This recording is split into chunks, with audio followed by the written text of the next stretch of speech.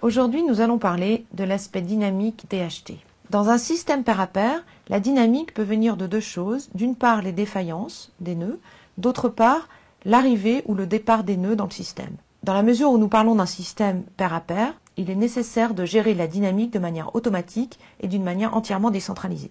Pour commencer, un petit rappel de la manière dont le routage est effectué dans le système Pastry, qui est le système que nous allons continuer à prendre comme exemple.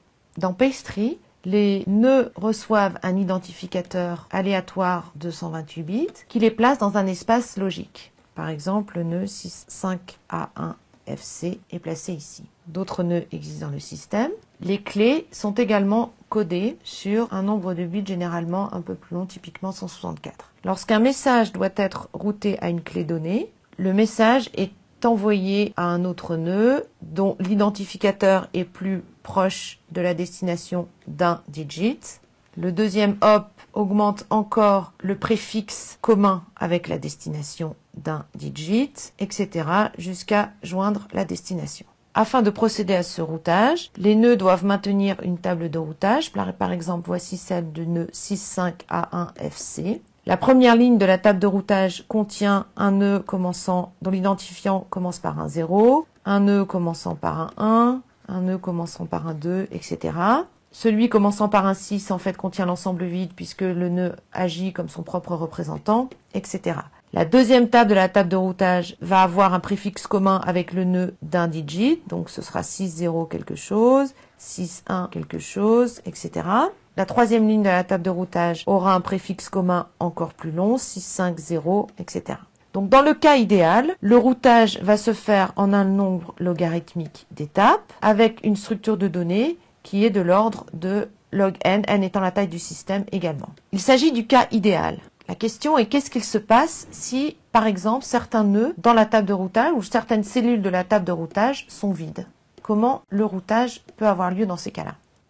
Dans le cas où une cellule de la table de routage est vide, eh bien le nœud va simplement continuer à faire du routage de manière gloutonne et par exemple contacter, donc si on prend l'exemple ici de la cellule qui serait vide et qui aurait dû contenir un nœud représentant de la partie D pour arriver à la destination, donc si par exemple le nœud 65A1FC ne connaissait pas le nœud D13, DA3 par exemple, eh bien dans ces cas-là, il aurait envoyé le message au nœud le plus proche, par exemple le représentant qu'il avait dans la cellule voisine.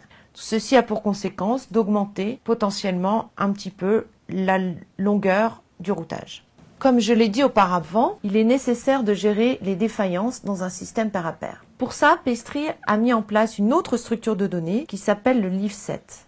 Le leaf set dans Pastry est tout simplement les B nœuds, B étant un paramètre du système, les plus proches d'un nœud donné de part et d'autre de l'espace de nommage. Donc si on a un nœud A ici, eh bien son leaf set va être composé des 4 nœuds les plus proches, si on a B égale 4, dans l'espace de nommage. Alors, pourquoi c'est une structure de données qui est importante? Eh bien parce que au pire, quand bien même la totalité de la table de routage serait vide, on pourrait toujours router le long de l'espace de nommage, évidemment avec une complexité de l'ordre de n, mais on pourrait le faire. Donc la présence de ce leaf set permet d'éviter les partitions. Et ça c'est fait parce qu'il y a une maintenance agressive de ce leaf set. C'est-à-dire que périodiquement, chaque nœud vérifie que les autres membres de son leaf set sont toujours actifs et vivants. La deuxième chose, c'est que c'est une structure de données qui est particulièrement importante pour effectuer le dernier hop de l'étape de routage. Alors, comment maintenir la table de routage en présence de dynamique dans le réseau? La première chose, c'est la détection des défaillances. La détection d'une défaillance dans une table de routage est effectuée généralement de manière réactive au moment du routage lui-même. Lorsque un nœud envoie un message à un autre nœud et que celui-ci ne lui répond pas, il peut alors estimer au bout d'un temps donné, qu'on appelle un timeout, que ce nœud est défaillant et dans ce cas-là va utiliser une route alternative, comme dit précédemment, pour continuer le routage. Dans Pastry, il y a un algorithme épidémique d'échange de lignes de la table de routage pour la maintenance. Comment est-ce qu'on fait? Donc périodiquement, chaque nœud choisit aléatoirement une ligne de sa table de routage, un nœud dans cette ligne, toujours aléatoirement, et ils échangent leur ligne de table de routage. Lorsqu'il y a des trous qui sont détectés dans chacune de ces lignes, ils peuvent être remplis par l'information qu'ils reçoivent du nœud avec lequel ils viennent d'échanger la ligne de la table de routage. Donc que ce soit dû à une défaillance ou que ce soit dû à un départ volontaire, il faut gérer le départ d'un nœud dans Pastry. Donc les deux structures de données qui peuvent souffrir du départ d'un nœud sont d'une part les leaf sets et d'autre part les tables de routage. Pour ce qui concerne le leaf set, lorsqu'un nœud est défaillant, les deux nœuds qui vont s'en rendre, en particulier les nœuds qui vont s'en rendre compte sont les nœuds voisins. Et dans ce cas-là, ils vont devoir mettre à jour leur propre leaf set. Pour les tables de routage, la réparation va se faire de manière paresseuse. Qu'est-ce que ça veut dire? Lorsque une cellule d'une table de routage, par exemple la cellule D de la ligne L, qui est une entrée de la table de routage et doit être réparée, le nœud A contacte une autre entrée de la même ligne au hasard qui est juste différente de cette entrée-là. Le nœud contacté va lui envoyer sa ligne de la table de routage correspondante de manière à ce que le nœud A puisse réparer sa table de routage. Si ce nœud-là n'existe pas, eh bien, on va contacter une autre entrée de la même ligne, ou sinon, on contacte une autre entrée d'une autre ligne jusqu'à ce qu'on puisse réparer la table de routage. Donc le nœud A qui a cette entrée à réparer contacte donc le nœud qui correspond à une entrée différente dans la même ligne et puis il va récupérer de ce nœud-là la bonne information pour pouvoir réparer sa table de routage. La deuxième opération à laquelle nous devons faire face, c'est l'insertion de nœuds dans le système. Un nœud qui arrive dans le système doit faire plusieurs choses. Il doit tout d'abord contacter un nœud de bootstrap qui lui est fourni par le système.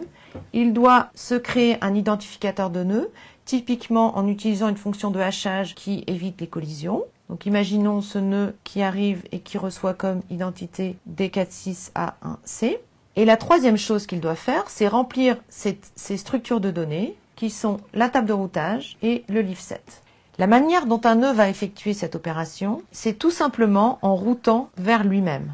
Donc lorsque le nœud D46A1C contacte son nœud de bootstrap ici, eh bien il va commencer déjà à remplir sa première ligne de la table de routage avec les informations contenues dans la première ligne de routage du nœud 65A1FC. En outre, pour le représentant, par exemple, de l'entrée 6 ici, eh bien, il va prendre le nœud lui-même, puisque dans la table de routage du nœud 65A1FC, cette entrée est vide, donc là, il prend cette entrée-là. La deuxième étape de routage va le faire rapprocher d'un digit de la destination, et donc le nœud 65A1FC contacte le nœud D13DA3 qui est présent dans sa table de routage. Eh bien, le nœud qui est à insérer dans le système va lui-même remplir sa deuxième ligne de la table de routage avec l'information contenue dans la deuxième ligne de la table de routage du nœud D13DA3.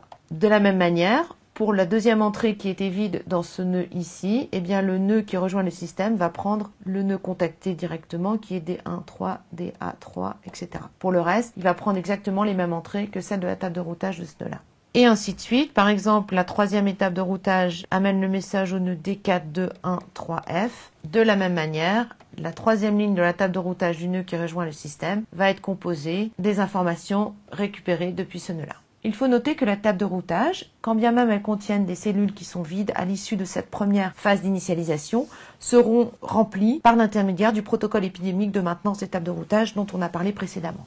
La deuxième chose à faire, c'est de mettre à jour le leaf set, maintenant que la table de routage a été mise à jour. Eh bien, pour le leaf set, c'est très simple. Lorsque le nœud arrive à destination ici, il va se placer dans l'espace de nommage. Il y est arrivé par l'intermédiaire d'un nœud qui était le plus proche de lui-même, auquel il va emprunter les informations de son propre leaf set pour construire le sien.